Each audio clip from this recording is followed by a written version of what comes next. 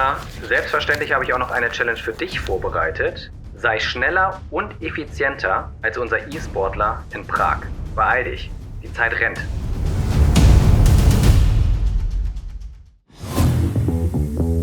Ich bin Abdullah Jaber, ich bin Geschäftsführer und Leiter der Entwicklung bei Trail Dynamics. Ich habe eine Nachricht bekommen von Simon. Du hast jetzt eine Challenge. Fahr mal bitte gegen einen Digital Sportler oder sowas. Ja, irgendjemand, der offensichtlich im Computer gegen mich antritt. Mein Name ist Harald, absoluter Non-Gamer. Man muss mir erst mal sagen, wie rum muss man diesen Controller halten und okay. Aber ich wollte natürlich diese Challenge annehmen, die da hieß, wer kommt schneller nach Prag? Entweder Abdullah wie im richtigen Leben oder ich eben auf dem Simulator. Irgendwie musste ich mir Know-how aneignen und da habe ich mir gedacht, hey, jetzt fährst du nach Prag, da sitzen die Jungs vom Eurotruck Simulator 2 und die haben mir eine Druckbetankung gegeben und dann ging's auch irgendwie. So, jetzt fliege ich hier aus der Kurve. So, Abdullah, so langsam komme ich mit dem Moped gut hier zurecht. Bestens vorbereitet, zieh dich warm an. Das Rennen kann losgehen.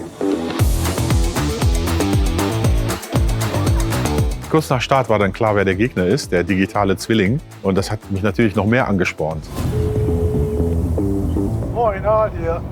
Hey Harald, altes Haus, bist du schon los? Abdullah. Spürst du schon meinen Atem in deinem Nacken? Ha! Ich bin fast da, mein Großer. Oha, da muss ich mich aber beeilen, Harald. Viel Glück dabei, Abdullah. Auf ein gutes Rennen und möge der Bessere gewinnen.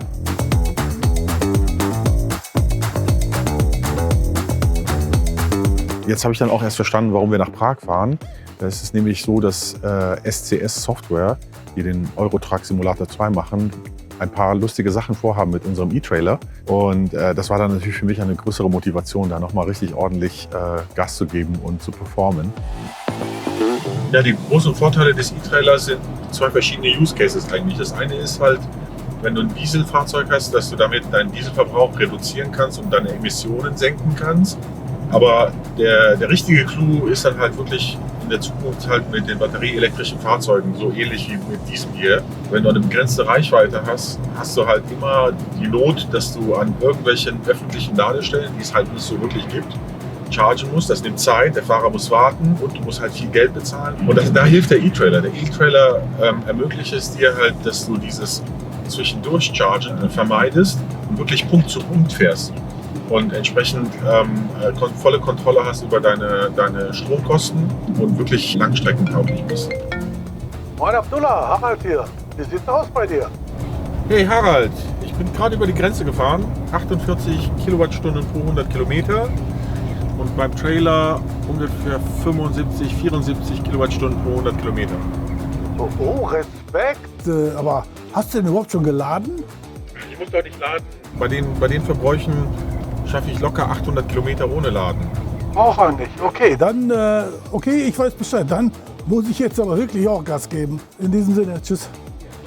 Und ich muss auch mal nachladen. Also, eine echte Chance gegen einen echten Rennfahrer mit viel Erfahrung. Abdullah ist ja schon einige Male über den Nürburgring geballert. Also nein. Moin, Harald hier. Hey Harald, na, wo bist du? Ich bin schon da. Abdullah ist am Ziel. Puh. Glückwunsch, Abdullah. Klarer Sieger bist du. Vorschlag, Treffpunkt Karlsbrücke. Was für ein heißes Rennen, Mensch. Der Bessere hat gewonnen. Ja, vielen Dank. Wo ist denn eigentlich Simon? Warum hat der keine Challenge bekommen? Das ist eine gute Frage. Ich habe da auch schon einen Gedanken.